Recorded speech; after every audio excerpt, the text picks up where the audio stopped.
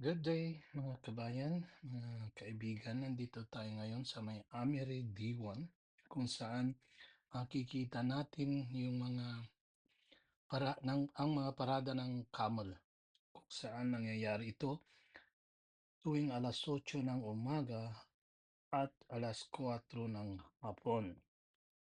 Ito ang nagpapakita ng kanilang culture, traditional Arabian camels display. Ito ay sa Amiridiwan, opposite ng Souq Waqif dito sa Doha. Narito yung mga uniform na guards in a ceremonial attire, decorated camels, and a view of the official workplace of the Emir. Dito ang official na opisina ng hari ng Qatar.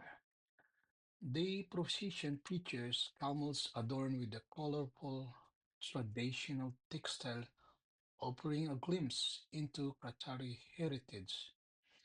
It is often described as a camel equivalent to the changing of the guard ceremony.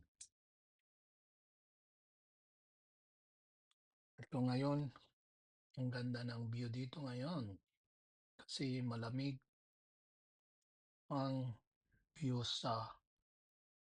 ang klima dito sa Qatar.